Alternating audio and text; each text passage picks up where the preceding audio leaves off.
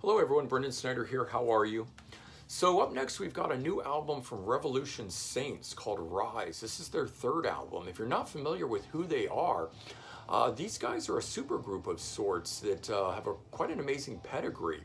They were put together by the head of Frontiers Records, which is their label, in an effort to give Deen Castronovo, who's the vocalist and drummer for this group, a platform for his lead vocals as a drummer, typically behind the kid, not a lead vocalist. So now he's out front in this group. And Deen comes from Journey and Bad English and the Dead Daisies, and he's also been a drummer for people like Steve Vai. So he's been around the block for a long time. And then you've got Jack Blades from Night Ranger and his own supergroup, the Damn Yankees. So he's on here playing bass and lead vocals, and then you've got Doug Aldrich on lead guitar coming from Whitesnake and his band from the 80s called Lion, and then he's also part of Dead Daisies. So you've got these three guys coming together here, all having been from other supergroups of sorts and their own bands coming together to do this, making this a really amazing melodic hard rock album. And so as I said, the president of Frontiers Records putting this group together as the vehicle for Deen to be able to sing lead. But the other thing is that it seems like he's had a mission for the last so many years as an effort to try to bring melodic hard rock back to the forefront. And this group here is really doing a great job of it.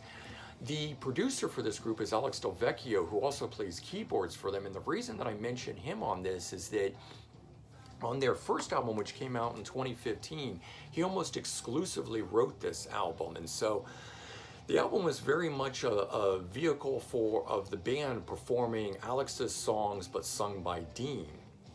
And it's a great, strong record. It's got a very Journey-esque sound to it. And, being the strong album that it is, coming out and kicking out the way that it did right out of the gate was a pretty strong thing. Their follow-up album, though, that came out in 2017 called A Light in the Dark, had the band, the three members, co-writing with the keyboard player and producer Alex Del Vecchio. And so it really went off in a new direction and had the band growing and coming into their own. And is a great, strong record in and of itself.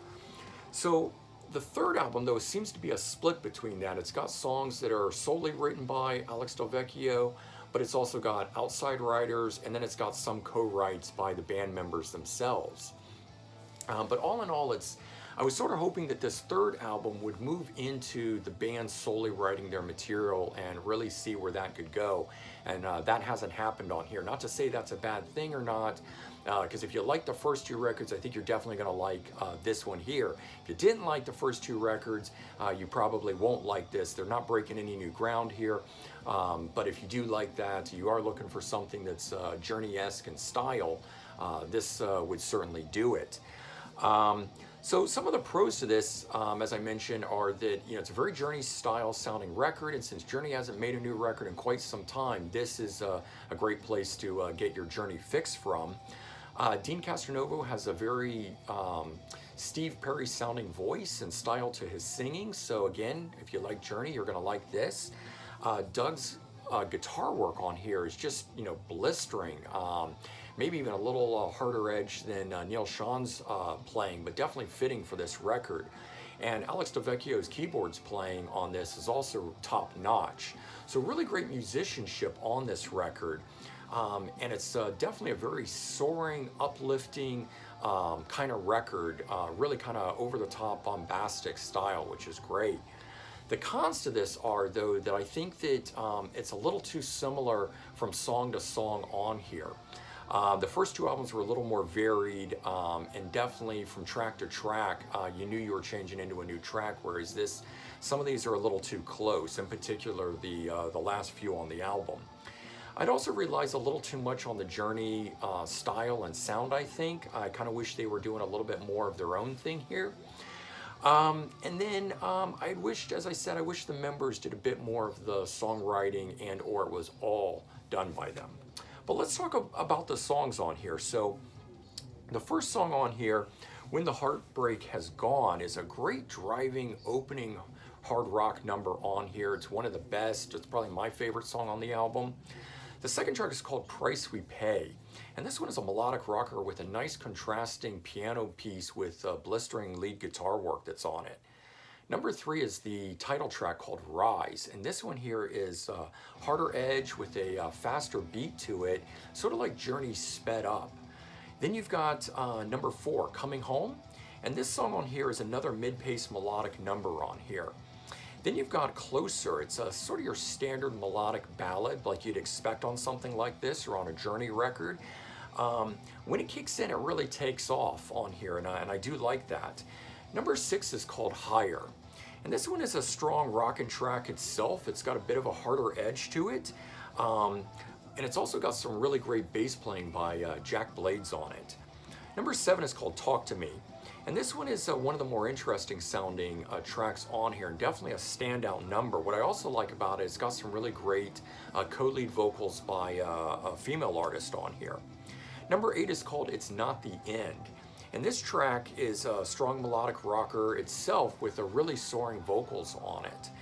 Number 9 is called Million Miles. And this track is hard driving guitars with layered harmonized vocals on it, which are really cool. Then number 10 is Win or Lose. And this one is a really nice chugging guitar with a driving beat and some beautiful vocals on it. It's probably got the best Doug Aldrich guitar playing on it. It's really invigorated by his guitar playing. Number 11 is another standout track on here. It's called Eyes of a Child. It's a beautiful acoustic ballad, unlike anything else on the record. What's interesting is that it's a co-write with Jack Blades and Tommy Shaw. So these two guys from their damn Yankees days doing another song together here.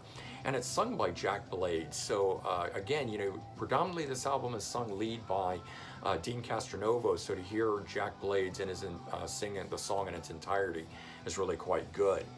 In closing though on this review, I would say that it definitely has a similar sound to their past albums. It's just not as varied. A lot of the songs sound very similar to one another.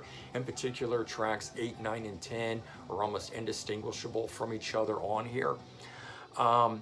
It starts off really, the album itself starts off really strong, but I feel like it sort of finishes weakly, maybe because of that acoustic ballad on the end. Not that the ballad is bad, but it just doesn't finish as strong as it starts. The saving grace though here is Doug Aldrich, his lead guitar playing on it.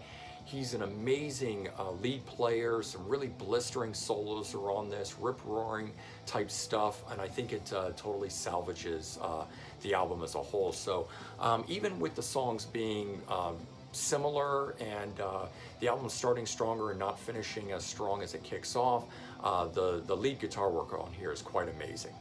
All right, so I hope you enjoyed this, and if you did, please remember to comment, like, and subscribe. Let me know your thoughts, and I hope everyone has a great day, and I'll talk to you all real soon. Take care, everyone. Bye-bye.